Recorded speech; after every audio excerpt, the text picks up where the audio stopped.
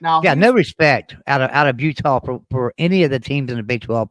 No respect whatsoever. So how do they expect us to give them any respect? They're going to have to come into Big 12 and prove it because guess what, Utah? You're coming out of a much weaker conference for the last 10 years, coming into a conference that's not been weak yeah, at all, has but made the college football playoffs nearly every year. So you're coming into a conference now that plays football. You know, so you're not in the Pac-12 no more. Yeah, there's some good teams in the Pac-12, and maybe you were able to win it and stuff. But you know what? USC was down for a lot of years now. USC, I think, is a lot better team now than they were a few years ago. But you know what? Utah didn't have to face a good USC team, a really good USC team. They didn't have to face a really good, really elite Oregon team. They didn't have to face a really good elite Washington team. Now, maybe last year they did. Pac-12 was up last year, the first time in quite a few years. And I see Tim saying, "Whoa, Joey!" No, Tim, I'm not putting down USC or anything. I'm not saying. But what I'm saying is you guys have been down in the Pac-12 for several years. Y'all are probably a much better conference than the Big 12 overall if you look at everything.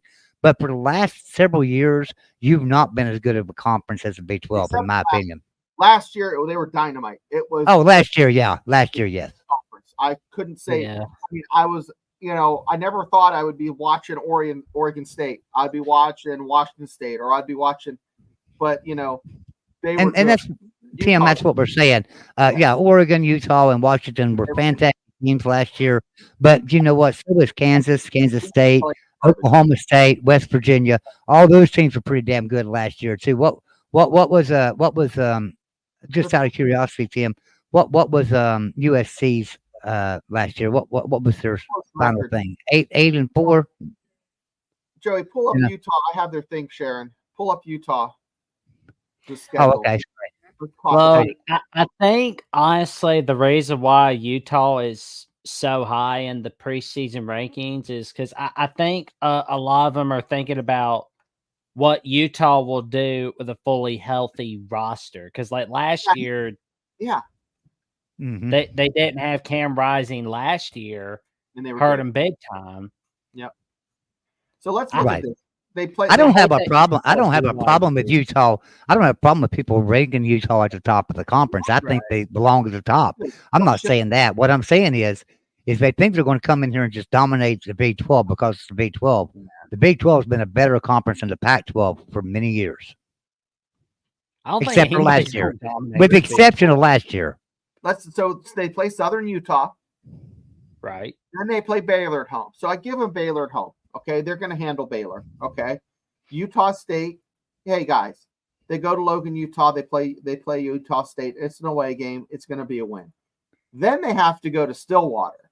This is where the rubber meets the road, gentlemen. Exactly. This Yeah. is where you see if they're full of shit or if they have a tank full of sugar and they're ready to dance through the season.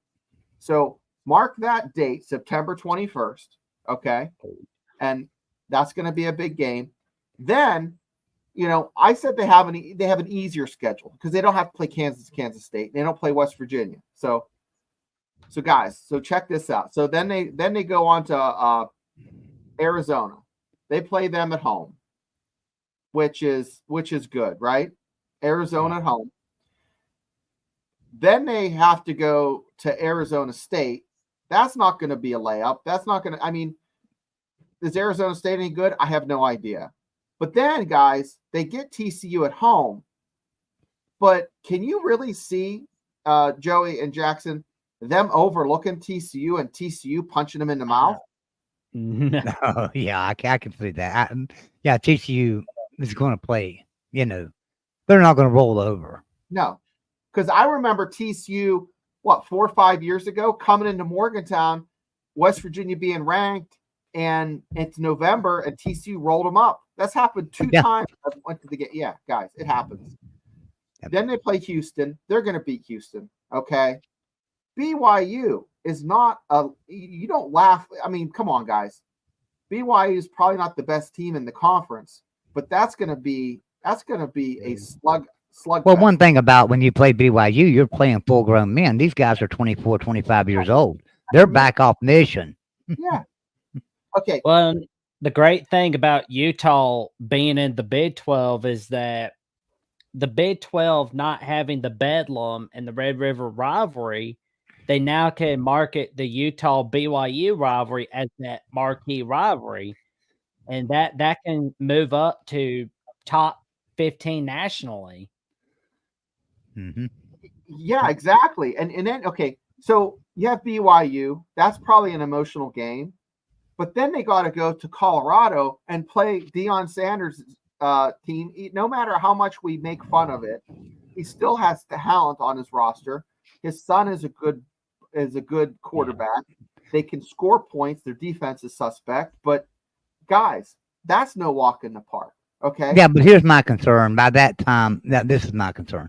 I think Colorado is going to come out guns blazing and just smoke some people first couple of games like last year.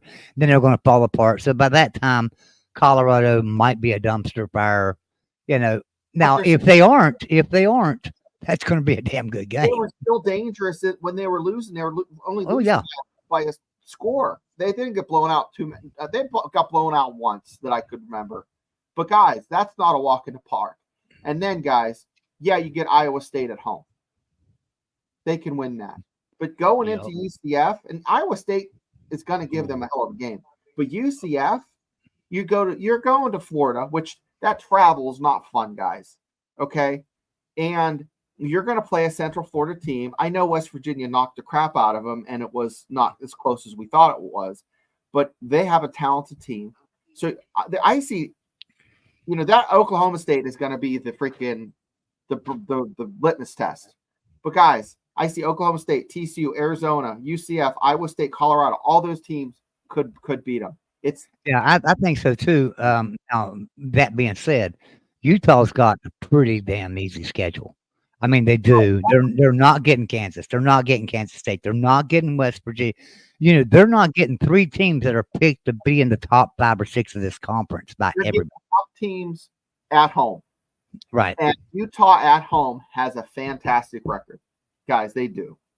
Yeah, but the problem is they're going to have to play, even if they do really well in this schedule, maybe lose one game and get to the Big 12 championship. Guess what?